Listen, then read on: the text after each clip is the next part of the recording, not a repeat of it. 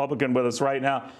Congressman, the president is talking about beefing up regulations, not directly, but that's certainly being intimated by his Treasury Secretary and others. Do you think they're warranted here? Well, I think that, Neil, we certainly need to look at certain regulations to ensure the safety of individuals who are depositors. I think when it comes to investors, they're kind of at their own risk. It's like the community pool of swim at your own risk, well, bank and invest at your own risk. But it's really interesting to me, Neil, that you have so many Americans who will go on these tirades about M&Ms or Nike or the woke businesses that are out there. And, the co-founder for Home Depot, Bernie Marcus, really hit on this. Our banking is something that we should be looking at very highly as well, what their actual risk lending procedures are, whether or not it is one of the wokest banks who is looking at prioritizing certain ESG based investments, which have had very poor returns on investment, as opposed to kind of your more traditional lending. And so I think that we have to start looking at this. But, Neil, what really disturbs me is two things. We saw what happened in the 2008 recession, where we bailed out tons of banks, tons of investment lenders, and instead of putting the necessary wording in place, they were awarding themselves with bonuses and payouts for failure.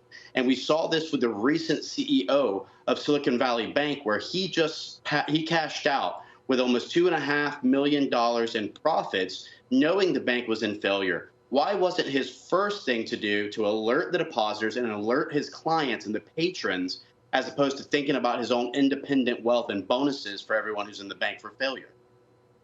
I can see that a number of investigations are in the works on that front, Congressman. I am curious, though, do you think that, we can examine the TikTok and all of this and who knew what and when, and I get that, sir.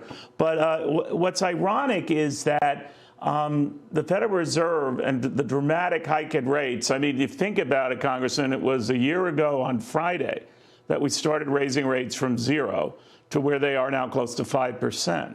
Some people just got caught on the wrong end of that. A lot of banks, like this one, were buying those securities at that price high, if you think about it. And then they had to sell to cover some people who were taking money or wanted to take money out of the bank, they were upside down on that. So the irony was, on a relatively conservative investment, it turned out to electrocute them. And there might be many other banks in the same position. What do you think of that? Well, Neil, you're exactly right. And again, as your previous guest, Robert, and yourself have accurately stated, you cannot continue to have this inflationary spending that is going on. And it's occurred on both Republican and Democrat presidents alike. But we continue to get ourselves into a point where we do have a GDP to national debt offset of 129% in its ratio. As a former business owner, I can tell you, if my account receivables are 129% less than my account payables, then I'm going to be insolvent as a business. That's what we are as a country.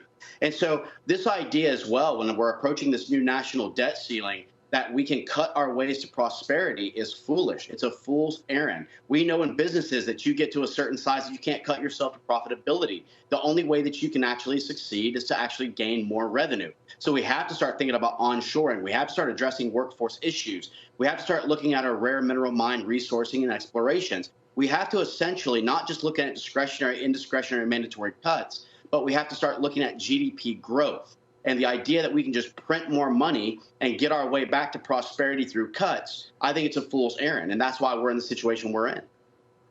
That is very well put. It helps to have a guy who was steeped in school in running a business to know that if you owe more than you're taking in, that is not sustainable. Congressman, thank you very, very much.